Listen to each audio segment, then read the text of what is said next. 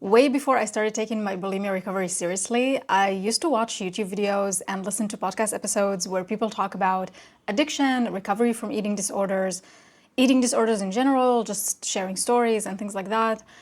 And I always noticed the trigger warnings that people place at the beginning of videos. And I never really got that, to be honest with you. When I listened to these episodes, I never felt anything upsetting or anything like that. And even if our experiences weren't the same, if people were talking about alcoholism or drug addiction, which I've never struggled with, I've never taken drugs in my life, I could still see some similarities or some perspectives that they were talking about that I could relate to, and I've never really thought anything of it. Now I understand that people's experiences are different, and some people, when they listen to such topics, especially when we're talking about bulimia recovery, it may actually cause them some distress that might result in relapse, binging, purging, etc., or even worse, self-harm. And those trigger warnings actually serve as a protector, as sort of a chance for you to sort of take a pause and ask yourself, am I in the right space right now to watch such a video, to listen to such information? Do I really want to expose myself to that? So I kind of understood the importance of them. When I got serious about my bulimia recovery, I decided to attend EDA.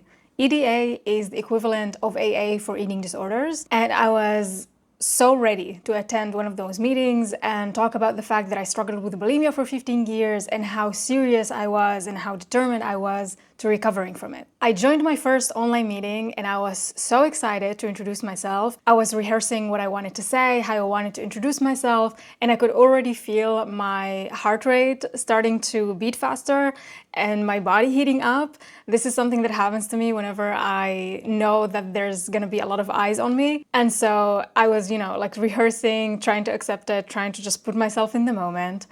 And then the host started presenting EDA, what it was about, and then went on to the rules, and then continued talking for about 10 minutes about trigger warnings, things that we should refrain from talking about, the way to phrase things, to not say we, for example, if you're saying, for example, you want to talk about some notion or whatever, and you're never supposed to say we, you're supposed to say I, because you're not speaking for other people, which is valid. But on and on the rules went, and I could feel like my excitement kind of going away, because at one point we got to sort of things that we were not supposed to talk about because it might be triggering for other people. Now, this a bit caught me off guard because I thought that this was the space for us to talk freely, for us to have a conversation, for us to share experiences, to engage with people who got it, And I didn't end up introducing myself in the end.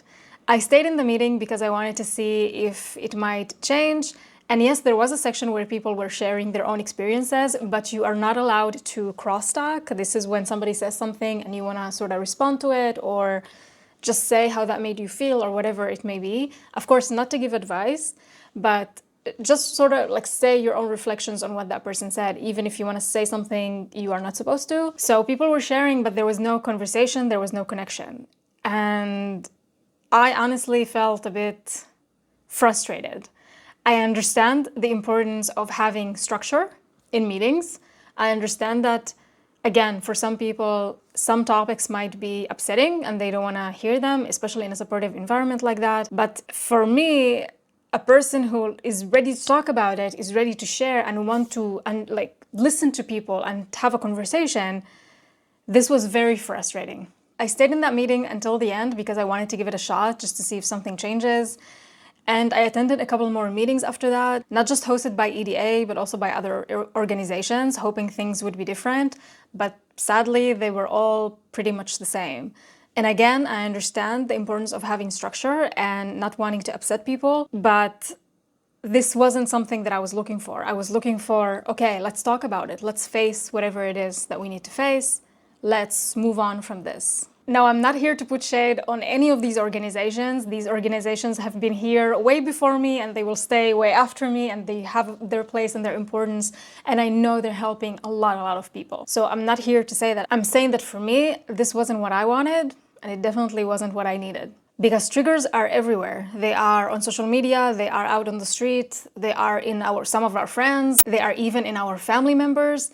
There's no running away from them. So I didn't understand how come in those supportive groups, the place where we are supposed to talk and share about things, we are not allowed to be free in our way of speaking. The way that I thought of a support group is a place where you can talk freely and share anything that is coming to your head, because talking about it helps you move away from it. It's not just, okay, let's keep avoiding this. I'm avoiding this every single day of my life. This is the place where I'm not supposed to avoid this. This is a place where I'm supposed to shine a light on it and talk about it.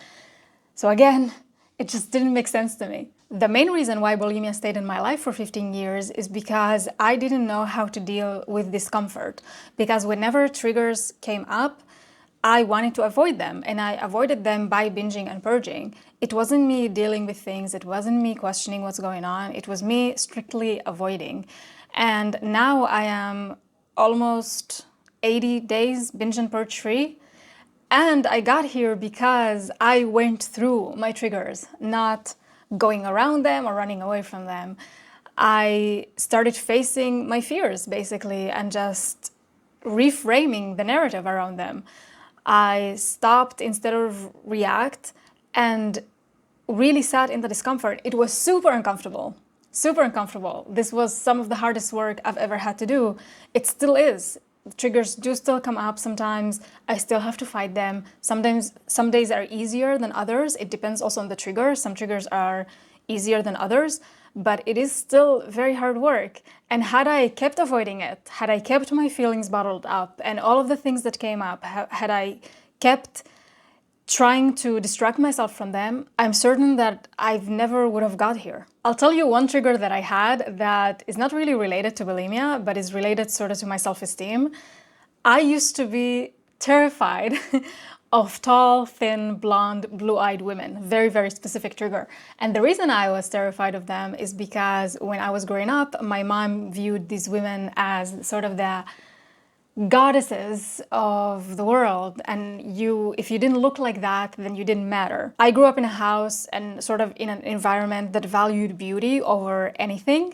Yes, they did value that I was smart, but that was sort of like secondary to me being beautiful. And if I didn't look like that, then I wasn't beautiful. And if I wasn't beautiful, it meant that I was unworthy. And if I was unworthy and didn't have anything to offer, then I would be left alone. And one of our biggest fears as humans is the fear of being abandoned. And I had this fear in me, and it was related to those women that I described. And so whenever I would see them on the street, like there's no running away from them. Yes, they exist in magazines, on social media, and also on the street where we live, like where we go in our day-to-day life. I used to see them, and the thing that would happen for me is like, if you've ever seen a time lapse of a flower withering or a plant dying, this is the process that would happen for me. I would like literally feel my body shrinking on itself. I would want to disappear. I would get extremely upset. My mood would change as if somebody said like the most horrible thing to me, and I would like completely withdraw. I would become irresponsive, especially if I was with my partner. And now when I was with my partner, I would also check to see if he was looking at them. And if he was, then I would take it to mean that he finds them more attractive than me, and that he doesn't want to be with me, actually. He prefers to be with them. This was destructive, and it was extremely uncomfortable to think that way. I hated it. I hated it. And I told myself at a certain point, I don't want to feel this way. I don't want to be afraid of women. This is not fair to them, and this is definitely not fair to me. And so I worked on it. I changed completely the narrative around that. And one of the major ways I worked through that was adopting the belief that just because somebody is beautiful, it doesn't mean that I'm not.